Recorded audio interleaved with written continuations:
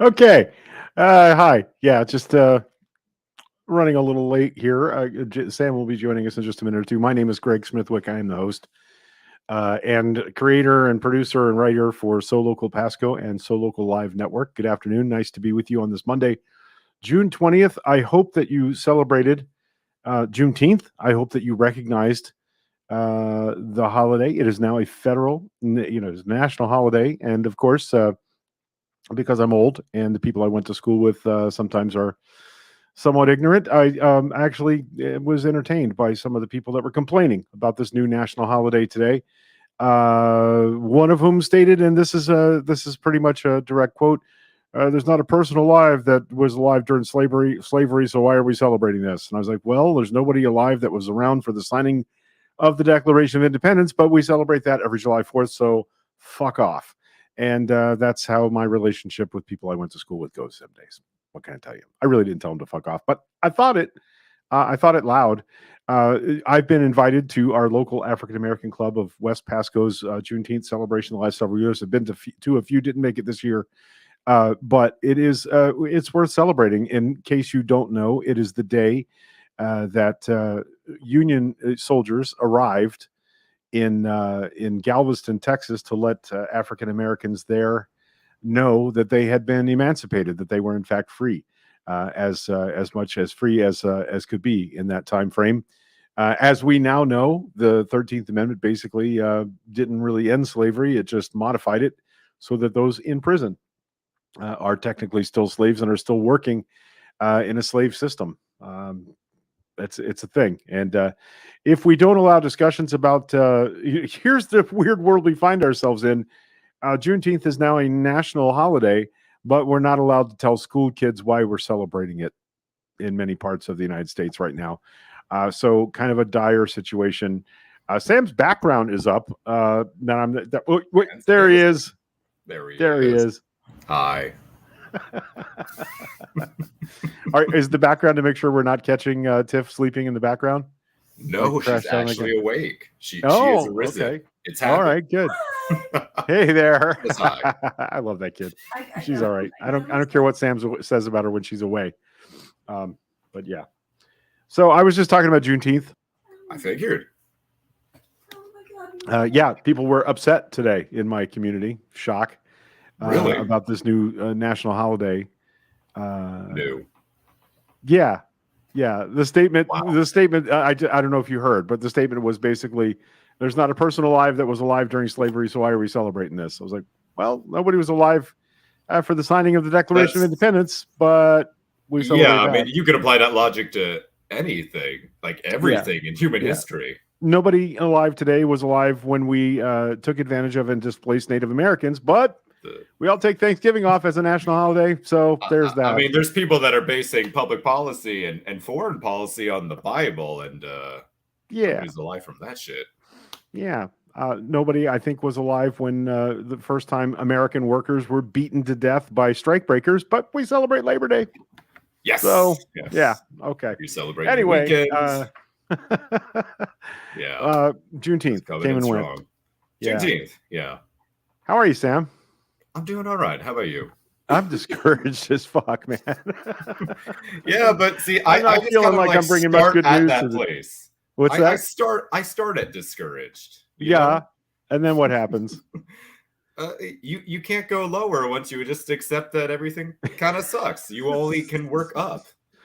I mean, does it feel to you? By the way, I have the Florida for Change logo up today instead of the Solo Live logo, since everybody knows that's the page we're on. Tell us a little bit about Florida for Change. Let's hear about that.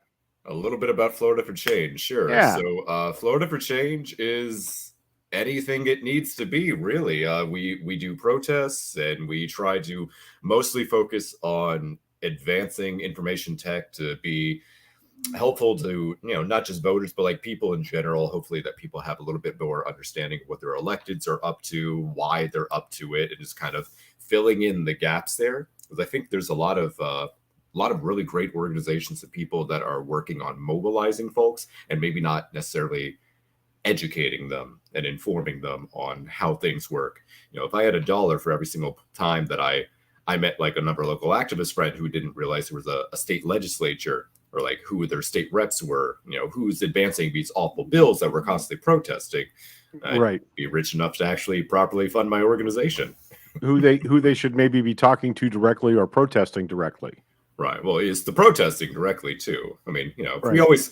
if we think about the idea of protest being, we're going to inconvenience this person or these people in order to achieve something, well, we got to inconvenience the right people. Right.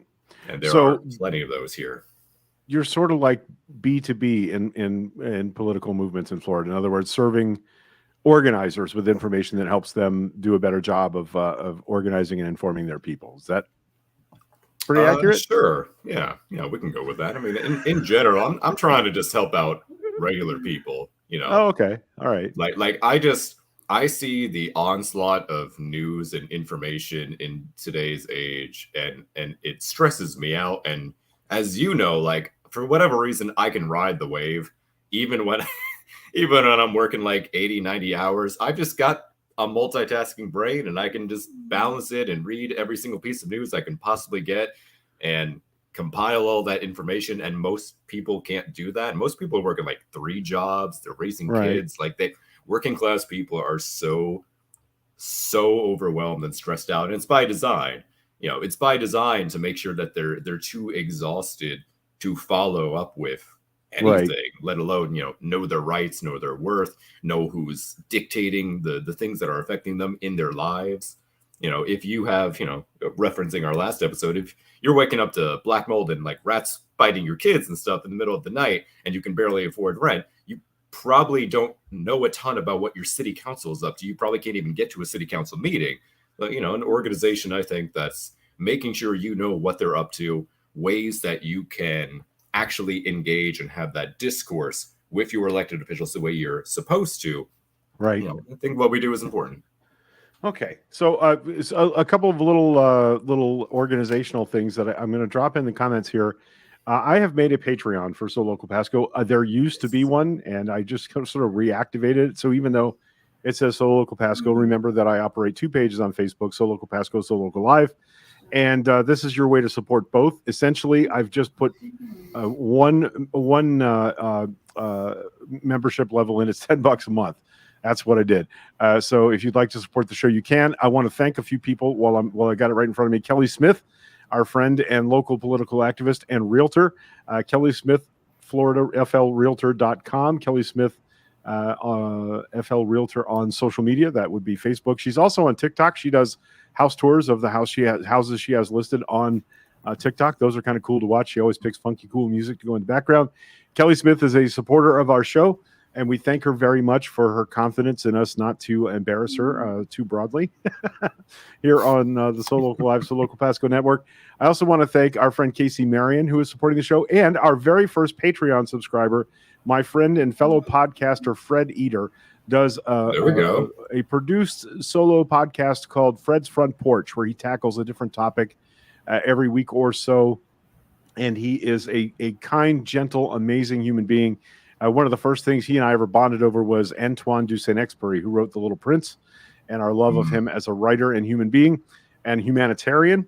And so Fred does a very interesting little podcast on a wide variety of topics. It's not political. It's often just the things that Fred wants us to be thinking about in the world. So Fred's Front Porch, you can find it on all of your podcast apps. Thank you, Fred. We supported him for a while when he first started his podcast on Patreon, and now he's passing the same $10 a month back and forth to us from him to So Local Live. So thank you, Fred. Thanks, Fred. He tells me that I'm formative in why he does what he does, and that's flattering and interesting. But what it's done is put Fred's voice out into the world, and I'm super grateful that he did that. Drop the Patreon link. I think I did up a little ways there, Dan. I don't know if it appeared across all of the pages, but it's basically patreon.com/So Local Pasco, and that gets you to the page. That's Daniel Antonino, who ran for state legislature here in our community. We love Dan very much. We'd like you to take a moment in the comments and talk Dan out of adopting a raccoon. Because it's a thing he seems kind of obsessed with. No. Hey, don't say we. I think he should. I support him. This is Back like the people fuck- that think they want a monkey back should off. really talk to somebody who's had a monkey first. No, because listen, if anyone is going to manage to have a raccoon as a pet, it's going to be Dan. it would be Dan. Yeah, that's true. He's a very focused man, and I Yes. believe in his abilities. I believe in his love that's going to conquer biological warfare. Okay. Rabies can't beat Dan. Yeah, raccoons are wild animals, says Virginia Ripper. Just watch them in videos. Yeah. Okay, love that raccoon if you want. Varying opinions from our audience apparently here. we're getting a raccoon now. Oh, well, that's yeah, we're getting a raccoon. That's unfortunate. You can't have an aquarium in raccoons. You know that, right? Because they will eat. They will get in it and eat all the fish. They will. I mean, ask me how I know.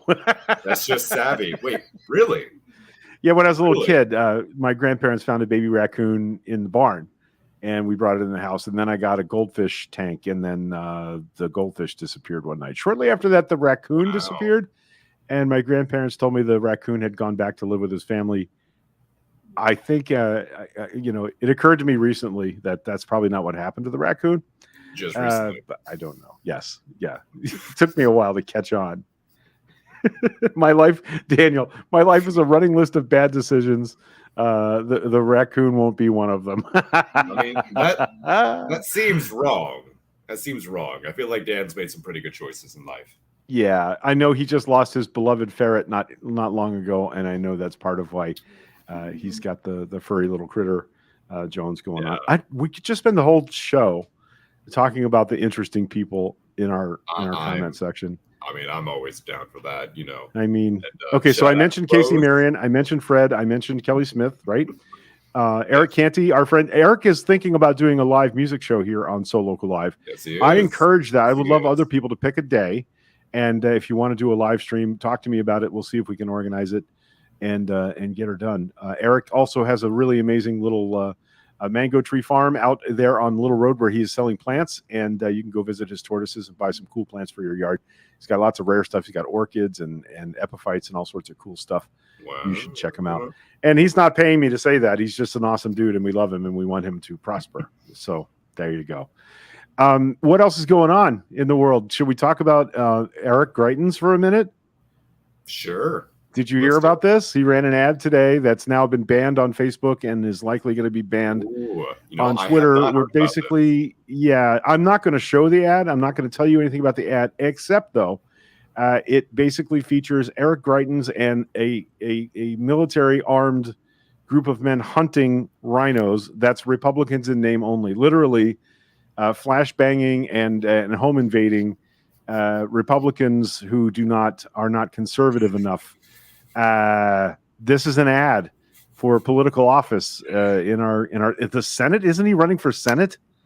I think so. Sake. Yeah. Wait. I mean, let's remember who Eric Greitens is for just a minute. His ex-wife filed a court affidavit. Yeah, I'm not showing the ad because it's horrifying. No, of course not. But I had to Google it. Yeah. Okay. He's running for Senate. Yeah. Yeah. So essentially, Eric Greitens' first wife filed charges against him for beating her on a fairly consistent basis, tying her up. If that was her or was that an ex-girlfriend that he tied up nude and took pictures of her and threatened to post the pictures if she didn't do what said.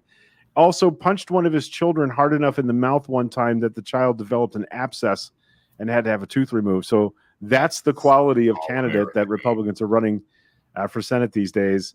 And I just don't know. Crew. Get a rhino hunting permit. There's no bagging limit, no tagging limit, and it doesn't expire until we save our country. Yeah. And this follows on the heels, by the way, this weekend of people you and I would consider far-right reactionaries, like John Cornyn, like Ted Cruz, and like what's his name with the eye patch? Dan Crenshaw. Dan Crenshaw. Being accosted, abused, and in fact almost physically assaulted by people on the right. There's a lot of reaping from going on from what they've been sowing the last 3 or 4 years, which is they've created this monster of reactionary, violent political action, and now it's attacking them.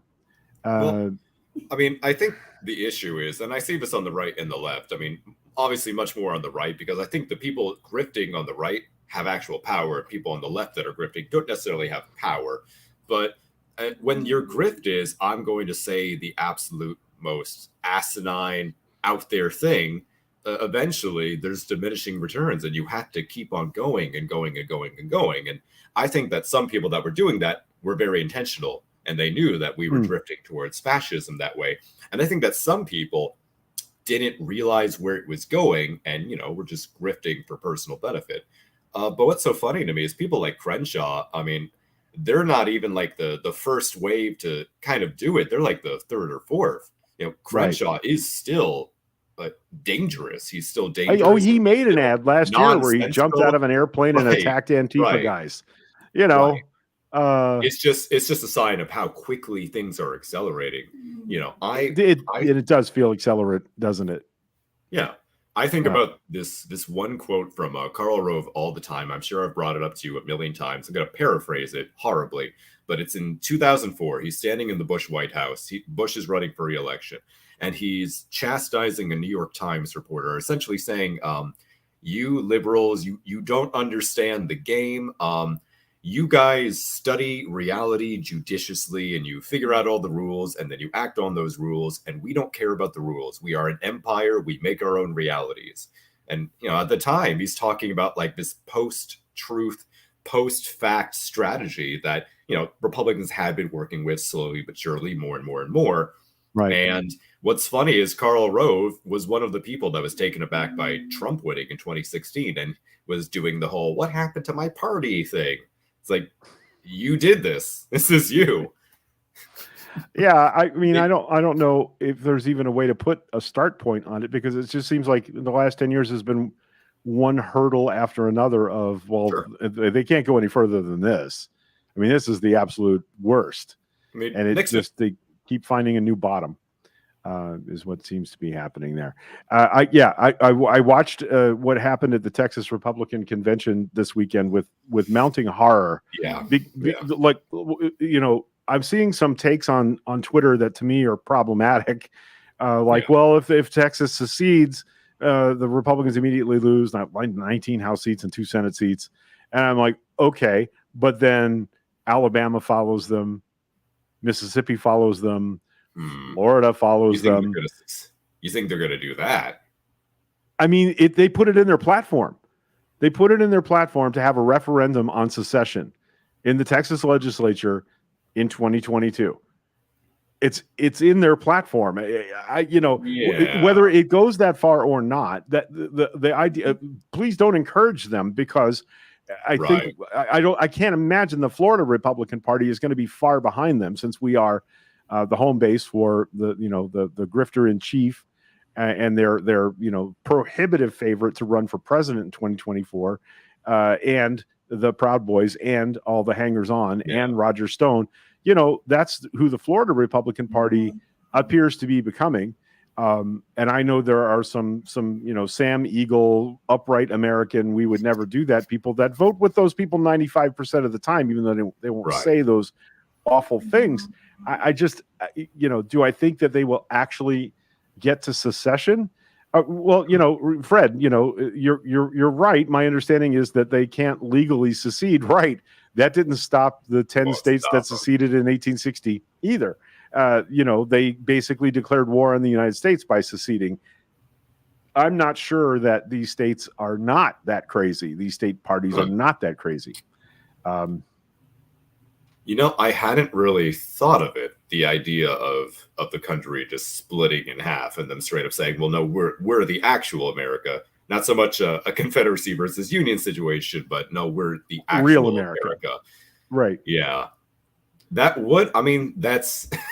that's the logical conclusion to take if you're saying that the current administration isn't the proper administration. Logically, that is the next step. I don't know if they'll do that, though. I don't know that they'll actually act on it. That just kind of seems like red meat. Well, especially. Go ahead. Well, like they might take back the White House in 2024. You wait 2 more years, and you don't have to split the country in half or leave the United States. Right. I'm looking for the actual Dang, I had this pulled up earlier and I lost it. The actual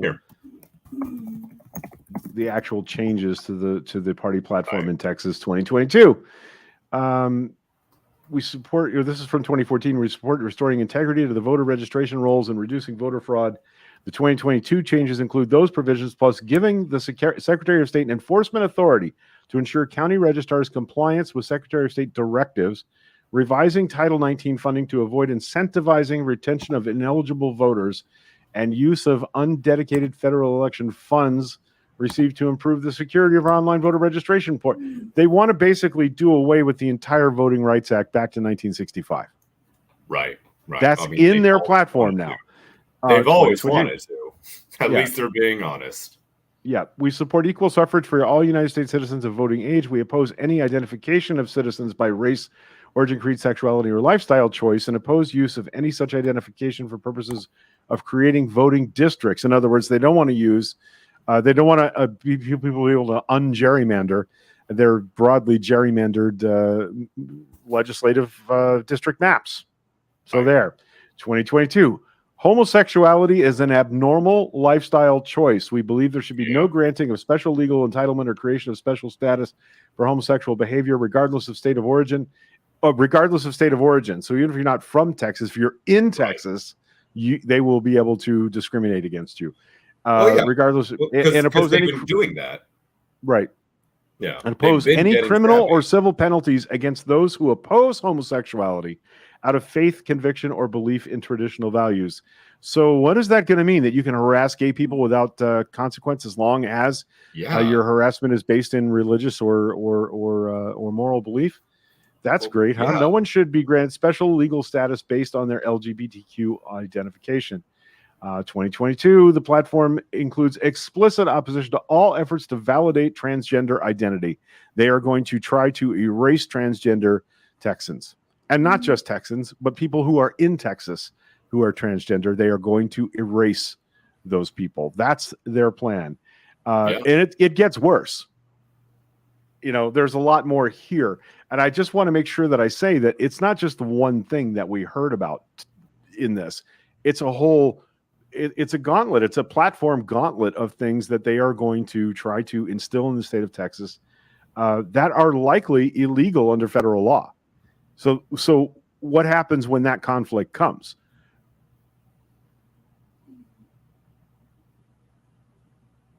Anybody? Sam? For a second, I really thought you were freezing up. No. I mean, what's the outcome there? It goes to the Supreme Court. The Supreme Court says you can't do that. Texas says we're going to do it anyway. Right. Now, where are we? If the Supreme Court says you can't do that. Right. And I'm not at all confident that that's how that would go. Right. And if Texas is able to do that, to thwart federal authority on these things, what then? Right. So when we don't want to think about the possibility of an actual civil war or secessions, less confident of that now than I was 5 years ago. Yeah.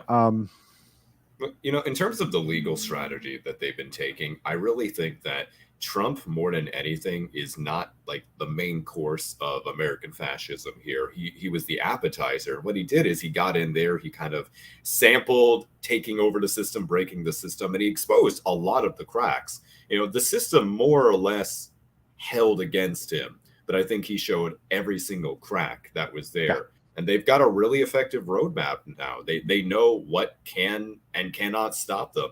You look at the way that they wrote the that bounty hunter bill in Texas, where they essentially said, well, the state's not attacking people for getting abortions or providing abortions. We're just paying people to do that and then sue them.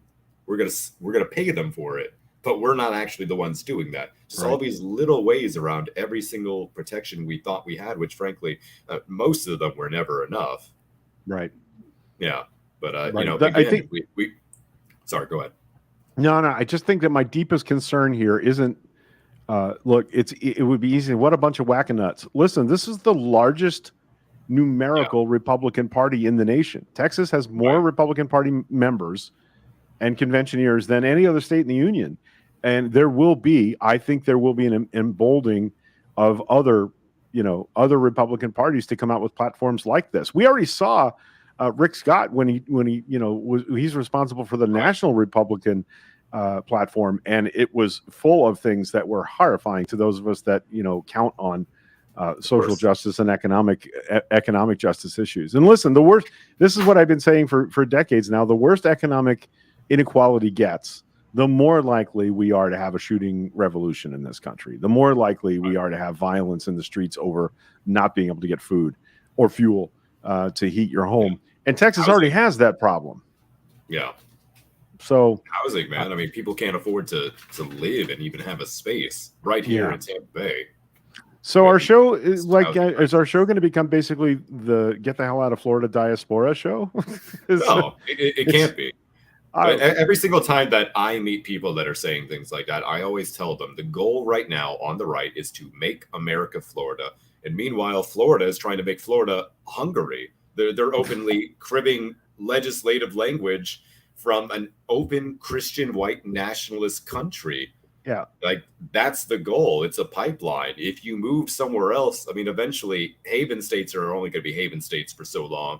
Canada is, frankly, filled with their own issues we just don't talk about because of, relativity.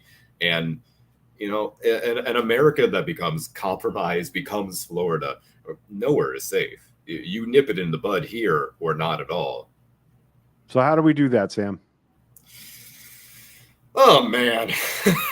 Why'd you have to put me on the spot like that? How do we do that? I mean, we kind of already know, I think. There's all these different lanes of justice that we need to be in. And the hard reality is we have to be in at least more than just vote. There's a lot of lanes. There's a lot of things you can do.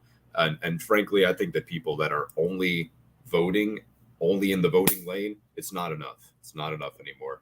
We need to be running people for office. We need to be supporting people for office. We need to be getting involved in our DECs, but getting involved in local mutual aid groups and making sure that in the meantime, when electoral politics is failing, that we're taking care of people. Because at the end of the day, it doesn't matter if they're being taken care of by the system or not. People that aren't being taken care of are going to be swayed by radical politics that are not radical leftist politics. Those are people that can be either hurt by fascism or recruited into fascism. Yeah. So you're talking about a lot of little Gray Panther organizations, county by county, right? Things that be, when I think about what the Black Panthers' original mandate was, it was to protect their community from the predations of police who were beating and killing people, and it grew into a whole bunch of school lunch programs and schools and actually feeding their communities. And we couldn't have that shit. Right. Obviously. But that's what we have to do. That is what we have to do. And I tell you what, people will take it much more seriously when you're asking them to vote if you're taking care of their material needs already. Even if it's not coming from a Democrat. I mean, it doesn't have to. Right. We just have to expand our political imaginations.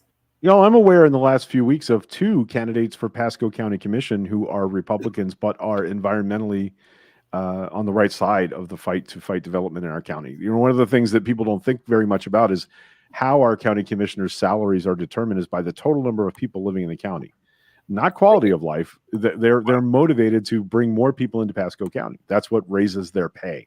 So how are they motivated to not approve large residential complexes and commercial developments? They're not. They're literally incentivized to increase the pressure on the environment in Pasco County. And we've seen them do it again and again and again.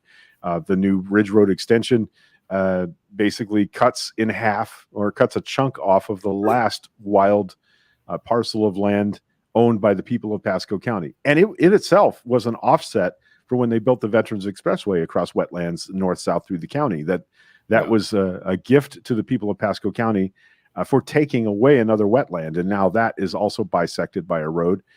They did not go with the plan that would have elevated the entire road and made it possible for water to flow underneath it.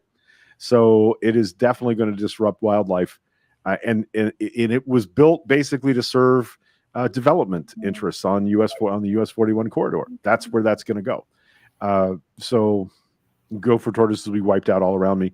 Yep. As soon as that development starts up there at Plath and Little in West Pasco County, thousands of gopher tortoise burrows are going to be damaged and destroyed. They are what they call a pyramid species, meaning there are at least 15 other species that live in gopher tortoise burrows. Right. Governor Scott did away with all of the inspection and oversight on those kind of permitting processes 8-10 years ago. And I'd say in my Facebook memories came up that he also removed the inspection process, the qualification process for people to teach batterer intervention program courses, which is what I was qualified to do under state law.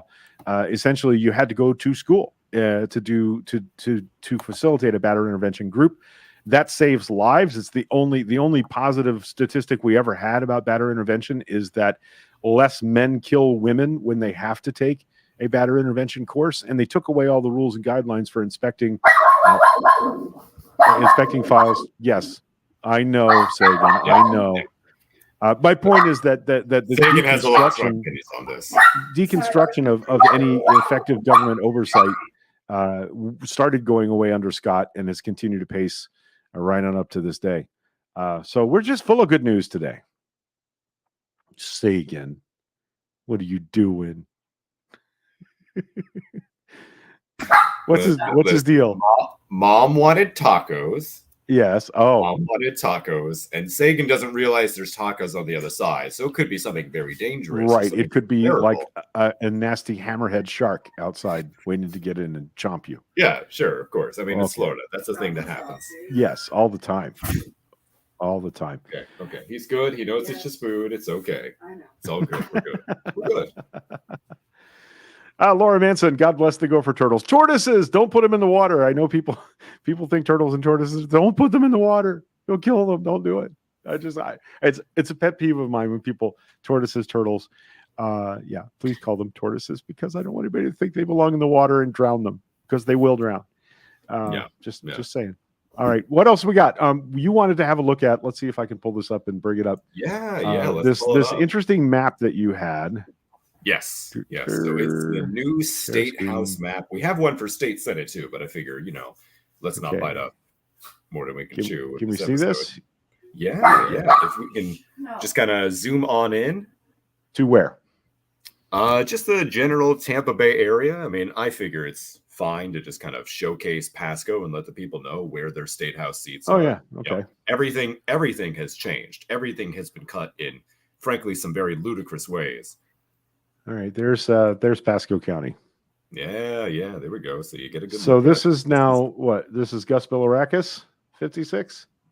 Well, no, that's This is state. Sorry. Yeah. Okay. Yeah, Congress is its own horrible bald wax, but I'm focusing right now on state house and state senate because I think a lot of people don't realize how their districts have changed. And unfortunately, last week was the end of qualification for running for office in Florida, and a full third or so of the state legislature got back into their seats unopposed. And throughout the state, we're seeing little things like county commission in Pinellas County. We had Chris Latvala, who was running for, I believe, seat 4, and had no opposition, just waltzed back in. So throughout Florida, so he got term limited out of the legislature, and now he's going to be a Pinellas County commissioner. Right. So I bring it up because, if you look up the list of candidates, and I believe I sent you that link too, if you want to show the people, you can, look up all of these new districts and then see, do we actually have anyone running against Republicans there? And unfortunately, in all of Pasco County, unless I'm looking wrong, I think there's only 2 state house races where there's going to be any kind of opposition to Republicans. Most of them are going to have a primary among Republicans. And then August, you just have a new state house rep. That's it. That's it. Yeah. Yep. There you go. State Senate. Yeah. Yeah. So you've got seats like 53. You've got seats like 56, 55, 52, and all of them pretty barren. I'm looking 52. Yeah. Okay. We got Ash Marwa. So there is a Democrat there, but there's 3 Republicans. Right. I see what you're saying now. Yeah. 55 and 56. Right. Yeah. Scott Moore. Oh, it's our buddy Reefer Madness, Scott Moore. There you go. Well, Yeah. all three Republicans running for seat 56. And I tell No you Democrats in that race. it's not just Pasco. I'm not just picking on Pasco. Right. A very similar issue. Do you remember Jen Webb? She was the state rep in the former House District 69, and the equivalent district now over in Pinellas, which is the Gulfport area. They couldn't find anyone. Nobody would run. So that Republican is just waltzing back into her seat. So this is a done deal. Like, this deadline Yes. has passed. If you're not in to run now, unless you want to be a write-in candidate, yeah. Right. But and I guess there are a few limited people who could prosper in that environment whose name recognition is high enough that they could get written in by a significant amount of people. But otherwise, right. Okay. So what do you think? What happened here? Is this just that is it the Democrats being out of money, or is it Democrats being exhausted and running away from a fight? So I think that typically I'm kind of mean when I get this question, but I saw a pretty good response. Listen. I saw a pretty good response from Anna Escamani, who is a wonderful state rep. I know you know her, and probably most of the people in the comments know her. And I have a lot of respect for her. She was asked straight up, like, why did this happen? And she was optimistic but fair in her response. Essentially said, like, yeah, the party doesn't have money. The party doesn't have resources. It's a rebuilding year. I appreciate that logic because it's a little less doom and gloom, but it still acknowledges the reality. And the reality is Florida Democratic Party does not have money, and it stopped getting money when Georgia is using their money more effectively, and Florida just isn't. Like, I understand why donors wouldn't pump money into it anymore, and unfortunately, these things all cost money. As you know, people like Dan in the comments know, you run for office, that shit is expensive. Yeah. Well, I mean, it never occurred to me running for mayor of a small town to ask the state Democratic Party for money. What I did get was an invite to speak at all of the caucus and DEC and raise money there, and I did that. And what I don't understand is somebody's not even saying, well, I could raise $25,000 and at least we would have a Democrat in the race. I just don't understand why they're not trying to cultivate people to run for these seats. Well, I think there were attempts, but at the same time, we have to consider the island-like bureaucracy of running a state Democratic Party, where you have FDP, you have this whole tier up here, but then you have these individual Democratic executive committees in every single county, and they're not always on the same page as the state party. They're barely on the same page internally, let alone with the other counties. And a lot of these seats, crisscross different counties too. Right. There's just so many ways for wires to get crossed, for things to go wrong. And at the end of the day, like, I understand the notion that a lot of people don't want to take that risk, knowing that they won't necessarily have the support, knowing that, all of the districts have been recut to be much worse, to be harder for Democrats to win in, let alone, anyone on the left. I saw today that one of the Republicans up in North Florida, I'm blanking on his name, and I feel horrible about that. Well, not too horrible. He has a Green Party. He has a Green Party opponent now. I'm like, a Democrat can't win there, but sure, try the Green Party. More power to you. But it's truly, they've all been cut horribly. So, it's understandable, even as I criticize party leadership, that this kind of became a mess. And I'm hoping that Anna's right. I'm hoping that this is going to be a rebuilding year, that we're going to just focus around what we have, because at this point, that's all we can do. We can talk about why we're in the situation, but this is the situation. We have limited people running, and we have to be tactical with our money and with our time, with our effort in these elections. And it seems to me that what incumbent Democrats there are probably self-fundraising and not counting on the state Democratic Party, or their seats that the Florida Democrats will protect because they know how vital they are to local control. Fred's asking a question that I get asked all the time. I have an answer to this question, and I'm curious to know how you feel. Is there ever going to be a time when a third-party candidate could win a significant election?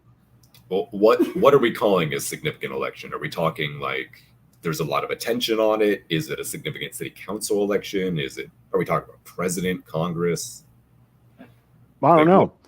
Yeah. When I think of that question, I always tend to think about the presidential race, but there's lots of other, you know, other things and other races to consider there. My pat answer is, if your independent candidate, regardless of what level we're talking about, isn't polling at 20%, what are you even doing? Like Fred says significant means more than dog catcher. More than dog catcher. Yeah.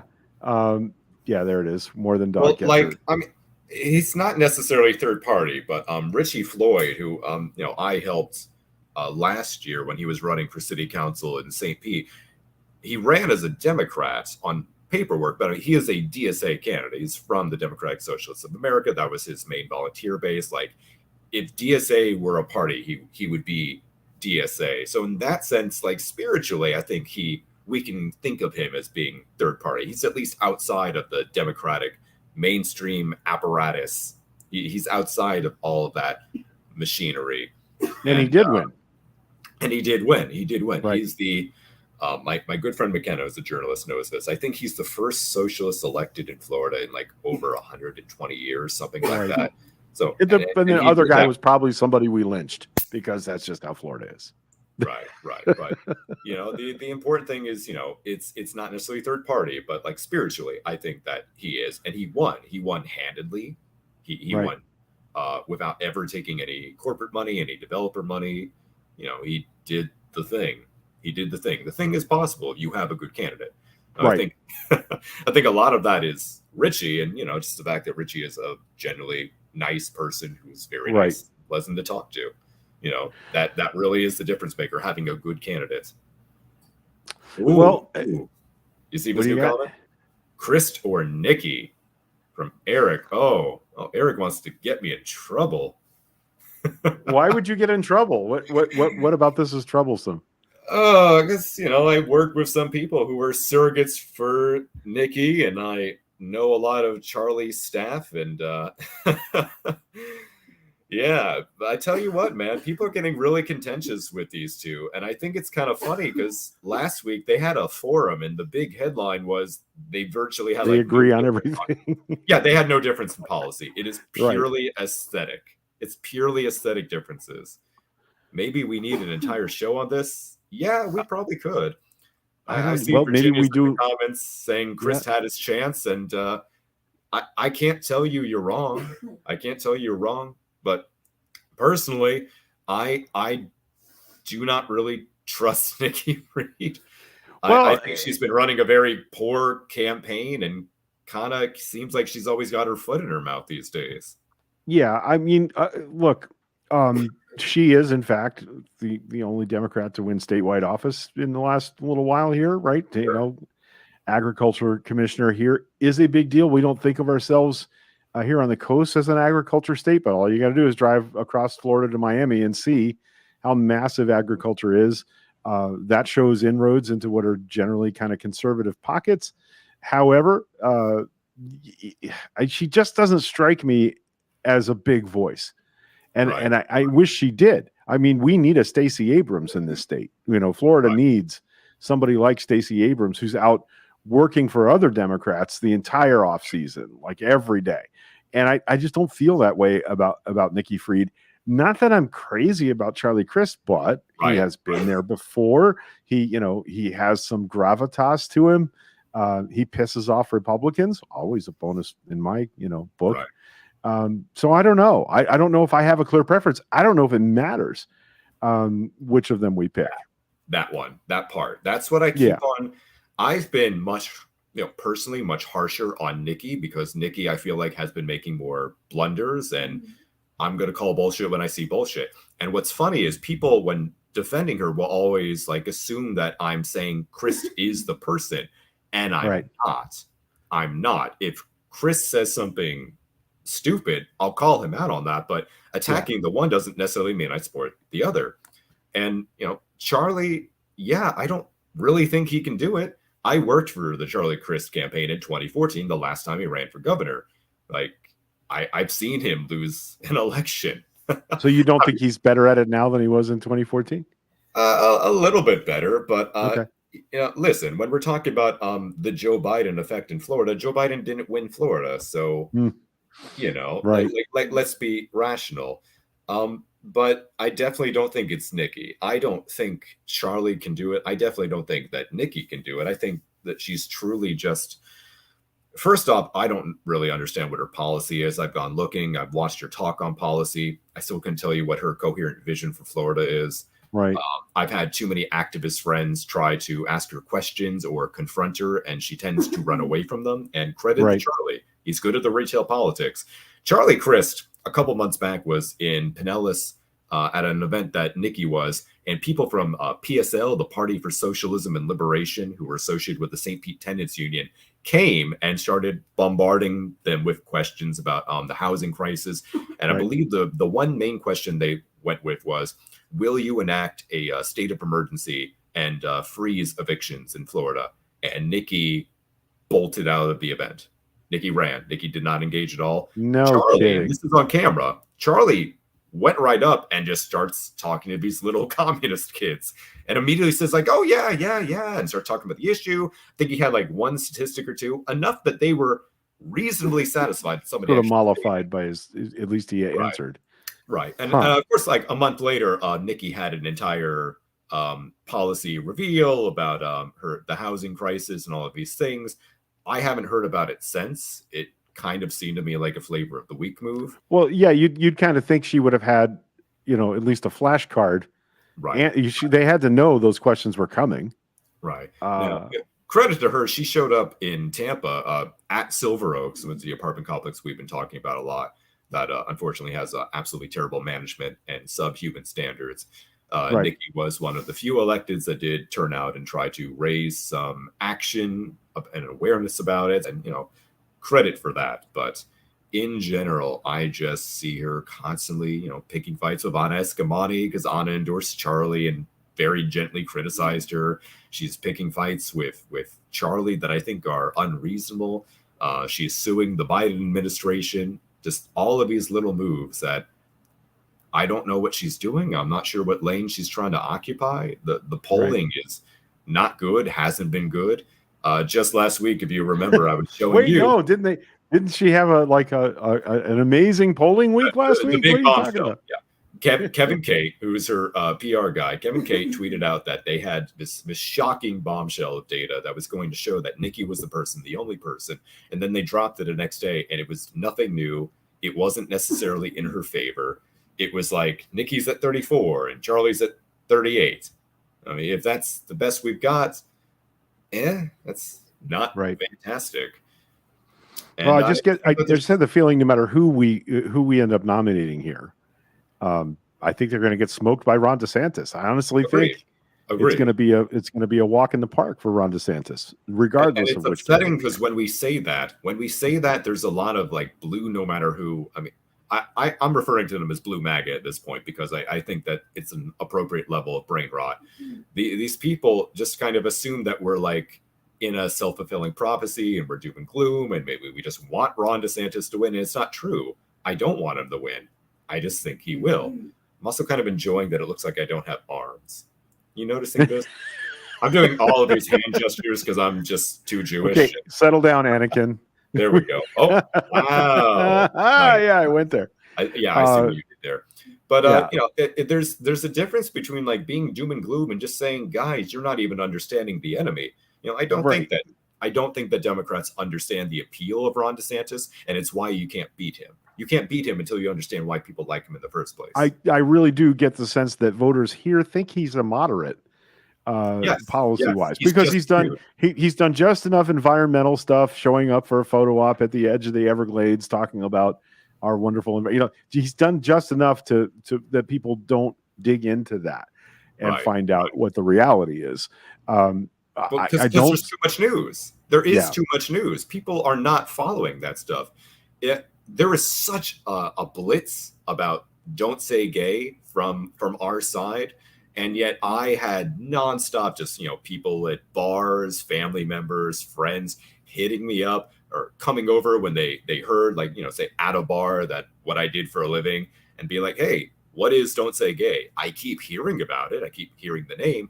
It doesn't tell me what it is. What's going on here? And then I would have to explain it to them in a way that I thought would make sense, really focusing on the way it defunds the schools and uses queer kids as a scapegoat for that. And they go, look where "Oh, Texas that is makes more going. That's sense." the direction we're headed. Yeah. Right, right. Yeah. But it's messaging. If you're not like in the loop and reading these bills, you probably don't think that Ron DeSantis is a terribly awful guy. Right. The economy is not doing terribly, and unless you are a renter, and even when you are a renter, he's pretty good at misdirecting blame towards other forces and Joe Biden, inflation, things like that. If you're just like some regular schmo who owns an auto shop, you're probably doing okay. And he just seems like a fella. He just seems like a guy. He's Right. very good at that appeal of like, I'm just trying to do my job. I just want to have a beer at the end of the day. I'm just trying to worry about the economy. What's a transgender? I don't know what that is. I just want to kill a million Floridians. Right, You know? right. Like, he's just a guy. He's just a guy. I just want to make sure kids under 5 can't get a vaccine. I'm Right. just a normal guy. Yeah. But that's the problem, is those of us that are locked in this mortal struggle for the soul of Yes. Florida, we see that, and Right. we want. I want Charlie Crist to uncoif himself, and put on a raggedy ass T-shirt and start yelling. I want Nikki Fried to do the same thing. I don't understand why they're not. Yeah, Nikki is. Nikki's calling him a fascist, but when we have people that, again, not the small minority who's very loud and like shows up to Proud Boy marches. I'm talking about the people that aren't engaged in the news. They just want low payroll taxes, and they want to be left alone. They want guns. They're not even necessarily religious or QAnon or any of those things. They're not paying attention. So when they see Nikki calling him a Nazi, they think that's histrionic. Right. But she's not wrong. I know that, but you know that. God. But we're not trying to. We don't need to be persuaded. Yeah, Eric, that's something we're just never going to fix. I think the primary's too close to the election. I wish we had the entire summer to knock doors for the actual candidates. I agree with you. It's just not something we're ever going to fix. That's if on a list of 50 things we could fix, that's like number 47. So I just don't think that we're ever going to have that luxury. And you're right, though. Like, if the messaging was better, we could be out on the messaging now, knocking doors, saying, whoever runs against Ron DeSantis is a better option. And Fred, his comment up a little further. That's Fred Eater, by the way. I was talking about that does the podcast. Don't you sort of have to vote for anyone other than DeSantis? Yeah, of course you do. I do. But they're like, and Sam is making the point that Joe Garage Operator, or that has a marina, and I know some folks that are in that business. They like Ron DeSantis. So, like, he's personally rescued them from when their business flooded 2 years ago, and he can do no wrong now. And they are going to be DeSantis voters because they see him as a business moderate. He's not, but that's their perception of the lane he occupies, and they see that as more reasonable than someone like Anna Eskamani or even Nikki Fried. So I just think we're kind of stuck in this. We need a strong progressive voice in Florida that's out every day and getting a national face. We just don't have one. I just can't think of anybody in our system here, like a Beto O'Rourke or like a Stacey Abrams that's making making an impact on those middle grounders that you're talking about. Well, I think that people like Anna, I think people like Carlos Gamble Smith, I think people like Michelle Rayner, they're getting there. Angie Nixon, we have these people. We have like a nice little base that we are building. It's just that takes time. It takes development. You don't just get a squad overnight. You don't just get a Bernie Sanders or a Liz Warren overnight. They need time. Right. And that's the hard thing. We might not have time. Yeah. Speaking of that, we've almost done an hour again. Look at us. Yes, we have. Look at us. I'm sorry today's show wasn't all full of sunshine, puppies, and rainbows, although there is a rainbow in the Florida for Change logo. I just want to make sure that you guys see that. Yes, there is. Yes, and that's not pride washing. That's actually an organization that is, in fact, supportive of our gay and trans friends. Listen, I said this last week. I'm going to say it again. I'm seeing local evidence that our gay and trans friends are under attack right now. People are trying to nullify and disappear them in a political way, which almost inevitably, if it's let go long enough, leads to them being disappeared in a physical and direct way. And I want us to be very mindful of looking out for our gay and trans friends, especially our gay and trans kids. We know for a fact that kids that have at least one supportive parent are far less likely to self-harm or to try and kill themselves. So we're literally talking about saving children's lives. And in the same way that during the AIDS epidemic, those of us who were aware of it and paying attention, you can be as moral as you like. You can practice whatever religious view you want. But if the answer in your theology is those kids deserve to die or those gay men deserve to die, you need a better religion. So I'm just saying that we're talking about saving kids' lives here by having just some supportive adults in the community. And if we run those adults out of the community or we make them shut up because they're afraid of having bricks thrown through the front of their business, and we know some local business owners that have had that experience, what happens to those kids? And I know that the people that watch our show, that listen to our stuff, that read our content, I know that your hearts are right. And one of the things that I teach men is sometimes the best thing for other men to hear is for men to stand up and say, hey, what you're saying is not right. What you're saying is detrimental and hurting children. Stop it. Sometimes we have to be our brother's keeper in this way. And men are the problem. And men are overwhelmingly the violence against trans people problem. So let's hold others accountable. Let's not endanger our lives or the lives of others, but there's a place for us to speak up. There's a place for us in this conversation, and it's challenging other cis het white men to get their shit together and stop killing kids, because essentially this kind of rhetoric does kill children. And I just wanted to say that as we kind of wrap up today, that absolutely let that be our action path. 10 days left of Pride. Let's be full of Pride spirit right into July and August and September, because things are going to get rough for our gay and trans friends. Yep. There was an attempted attack on the Pride event in Coeur d'Alene, Idaho. The irony of the whatever their name, their organization name was, riding in a U-Haul. It's awful, and I'm flinchy and fearful for my friends who are attending Pride events around the country right now. And I just want us to be mindful that we can make a difference by challenging people when they say awful things or incorrect things. I don't mean getting all uppity crazy about gendered pronouns. I mean when people are saying things like, well, we can't have our kids go into drag shows. Why not? How many kids have been killed at drag shows? Lots of kids have been killed, at schools. None of them have been killed by drag queens. So let's we have to defend drag. Yeah.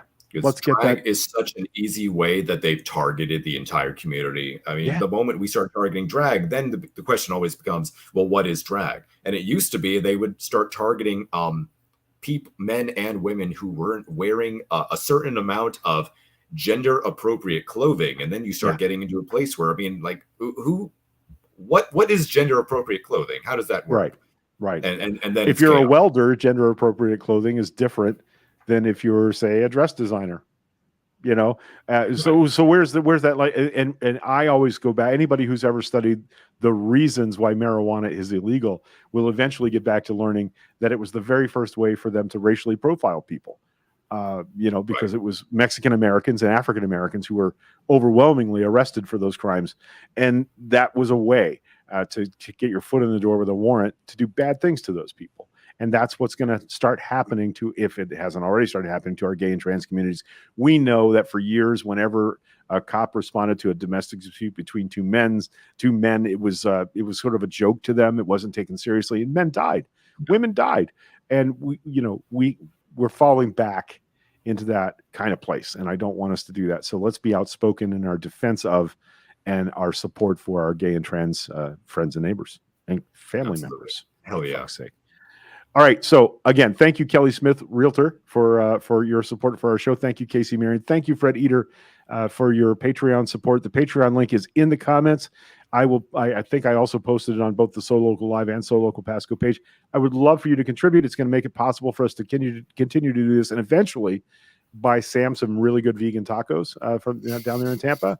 But we need to keep the show rolling, and we are going to get more and more active as the months go by. I really want to try and have Kelly on this Monday to talk about her really alarming, peculiar plan that many of us can probably do, which is to switch parties and vote in the Republican primary for these local and state legislative races. Because if we don't, only Republicans are going to have a say. Now, you can switch back before the general, vote for whoever you want.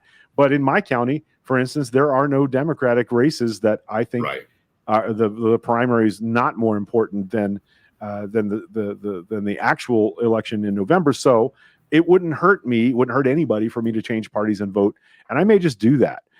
So I want Kelly to come on and talk about the two candidates here in Pasco County she thinks deserve our attention in that respect. We can't vote for them if we're not Republicans.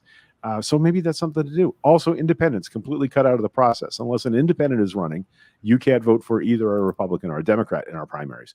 So we're going to talk to her, hopefully have her on next Monday as a guest and let her lay that out for us. Sam, anything you want to wrap up with before we go? No, I think what's said has been said. Take action, defend drag, defend your queer family, because man, it never is going to end with one kind of person. It never is going to end with one kind of person. Nope. Take more action than voting. Yep. It's there. Google and around. We told them, people. Once Roe is gone, then marriage rights are on the table and everything else is on the table. They're coming for us. Yeah. They're coming for anybody that doesn't fit their narrow definition of what a real American is. And the only way for us to fight them is not the ballot box, but it's actually local activism, supporting our community, and doing what we need to do to keep people safe. Right on. That's going to do it. We're back Monday. What we say in the streets? What? When queer lives are under attack, what do we do, Greg? We defend them. When queer lives are under attack, what do we do? We defend them. I know you know this chant. No, come on. What? No, tell me. When queer lives are under attack, what do we do? Stand up, fight back. Oh, okay. You gotta stand up, fight back, man. Yeah, right. That's the chant. That's what we're gonna do. That's the chant. Oh, okay. So do it again. That's what we're gonna do. Do it again. Stand up and fight back. Yeah. When queer lives are under attack, what do we do? We stand up and we fight back. There we go. Right. There you go. Got the rhythm of it? Okay. I'm sorry about your arms, by the way. That's a terrible thing. Don't be. I blame Obi-Wan. Rachel knows what's up. I knew Rachel would know what's up. All right, guys, we love you very much. Yeah, we're back Monday at 4:00. Listen, I'm very serious. If any of you want to do a show, want to have a half hour or so on So Local Live to talk about whatever local issues you want to talk about, I'm happy to entertain that. I'm not saying I'm going to guarantee you a show, but please call or message and talk to us, and let's see if we can pick you a day and get you some stream time. Sponsorships are welcome, and we hope to spread the wealth to people that are making content for So Local Live Network. That's the whole reason I set it up. So let us know. And Sasquatch is real. We love you guys. Have a good week.